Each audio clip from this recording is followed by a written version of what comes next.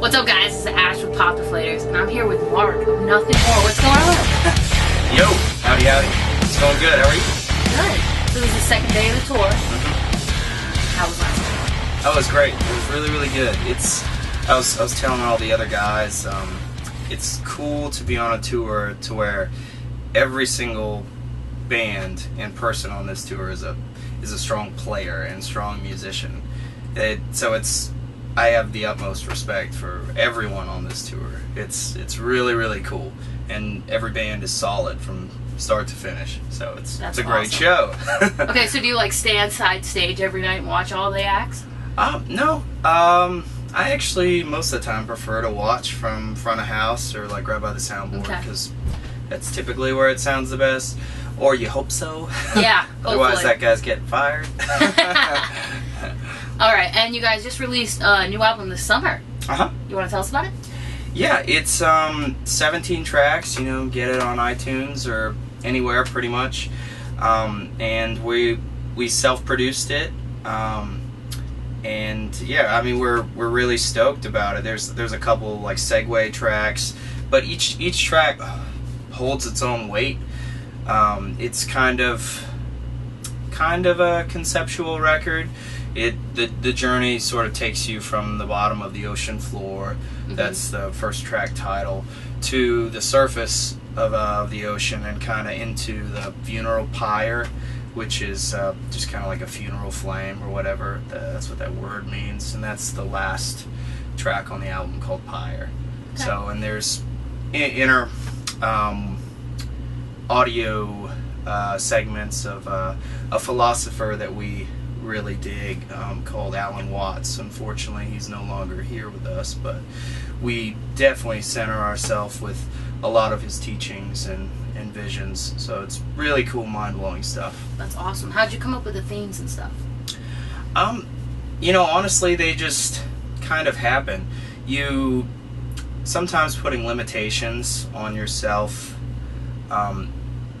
it make it a little harder to work. Really, we just set out to write, let's just write good songs.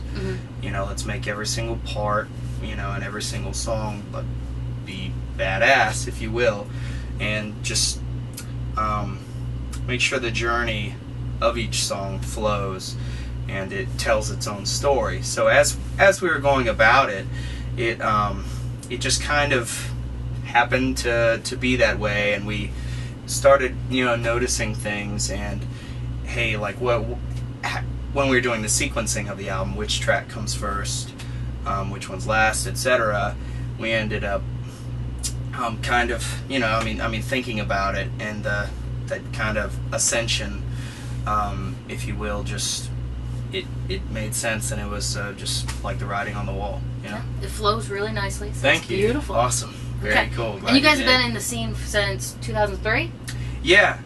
I've actually known Johnny for 15 years. Wow. And he actually used to be our drummer, so he was in middle school and I was in high school, and we started jamming. And but our bass player Dan joined the band 5 years later. So that was about 10 years ago, and we've been touring.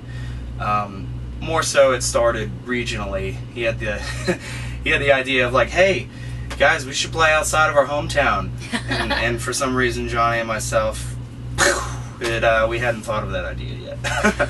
Genius. I know, right? Yeah. So I was gonna say, where were you guys between 2003 and 2014? Because I haven't heard of you until then. Sure. Like I said, we toured the region a lot: Texas, Oklahoma, Louisiana, Arkansas. And every once in a while we would get out to the coast, east and west, go up to New York, over to LA, and little by little, just slowly starting expanding it. And we actually never really thought that a label would be in the works, or like working with us, because we had gotten several no's, and it just, people, you know, everyone, rock's not happening right now, we don't want to invest in this, you guys are good, but jerks. We don't want to team up with you. So, but that's okay. I'm really happy to have learned on our own and made all those decisions, because we're a lot smarter now, and we've really honed our artistry and style. So we're not wondering or want to veer off and go do a funk record, that's awesome, or something like that, we know what we are, and we're gonna play to our strengths. So it's but as of last year, we partnered with 11/7. Like I said, all these labels were not feeling it, and then all of a sudden they all changed their mind and they all wanted of course, it. all at once, right? Right, totally. Yeah. So we were overwhelmed because we had never had any attention like that before. So we took our time and really got to know everybody at every label. And 11/7, they were the first one to contact us, and they were just the most passionate. They're the head of the label, Alan Kovac. He's just an extremely smart man, and his track record speaks for it.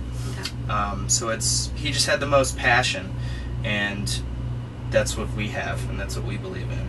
We're Beautiful. going to set out and do something, and we're going to do it. That doesn't mean we won't have obstacles. That just means we'll figure out how to overcome it. Cool. And for the music videos, do you guys come up with the ideas for all of them? Yes.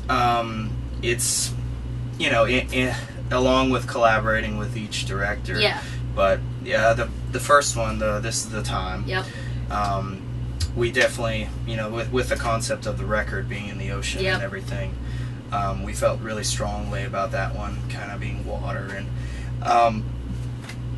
basically just had the idea centered around the bridge lyric, "We are the jail and we are the key," and being this sort of, okay, we're in water, we're drowning, and then these people are trying to pull us out of the water, but then the camera flips and it's like, yeah, it's such a cool or video. they're actually trying to drag you down, rather. Sorry, I gave away the twist. They're trying to drag you down, and then the camera flips and you realize, wait a minute, they've been trying to help me all along, they've been trying to get me out. And we as people, we realize that sometimes we're the source of our own problems, and it's perspective, and we can flip that. And the Mr.MTV one? Yeah, that one as well. We are all part of the problem, as far as big corporations like MTV, if you will, and how they're kind of bastardizing our generation with telling the youth, what's popular and what's cool, and right, centered around reality TV. Music isn't even played anymore. But it's not just an attack on MTV. It's kind of pop culture For sure. in general. And that video is feeding the I can't think of the word. What's prisoners? That's not the best word or whatever. But they're chained to the seats, the chairs and everything, and being forced to watch this TV, much like our youth. The inmates. Yeah. Kind of. Yeah. Like psych ward inmates. Yeah, or what's like a research project, like being tested on. There's a specific word, I just can't think of it. It's okay. We'll think of it later. Definitely. 3 a.m. when you don't need it. Yeah, there you go. But yeah, and they're being force-fed, all this crap and this garbage. Where did all the good, yeah, I don't know, go, or the inspiration? We've definitely lost it. And as the video goes on, then they revolt and they realize they're able to break away. But by the end of the video, you realize she puts the lab coat on after she got free, and it's just to show that, hey, it's cyclical, or it's supposed to make us all aware that we are part of this problem too, and it's not just the bad guys. So whenever we do get there, whenever we reach our goals, to not repeat the cycle. Beautiful. So just like freshmen and seniors, you're in high school, and it's like, Yep. I'm not going to be like that when, how they treated you or Yep. whatever. So. Okay. And the next video, is it going to be Christ copyright? No. No. We actually, when is this gonna air? I don't know if I'm supposed to say anything. This is going to air in like a week. Yeah, I don't know. I don't know the next Have you video will filmed be the then. next one yet? No, we haven't. Okay. But it's all being figured out right now. Okay. And we're really excited about it. gonna be the most in-depth one so far. Awesome. So, When can we expect it? I don't have that answer, but I would think by February, by the end of February or March, perhaps. Okay. I think. I can deal with that. Deal. That's soon. Nice. All right, you got any last? Yeah, sure. You know, we're really excited about all the touring coming up this year sure. with this album. We really believe it has a ton of life left. After the Periphery tour, we head over to, there's a date in Japan at Budokan we're going to do, and then we're going to do Soundwave in Australia, and then straight from there we fly to Europe to do a full tour with Hailstorm. Awesome. And then we finally get to go home. So I think it's like, I calculated the days, I think it's like 83 days. You're just going to be out all year. Yeah, probably. We'll have a week off and do festivals and then more headline stuff, and it's all good though. It's going to be an exciting 2015. Yeah, we're very excited, and we hope to see you at a show. Yeah, that's it. Awesome. All right.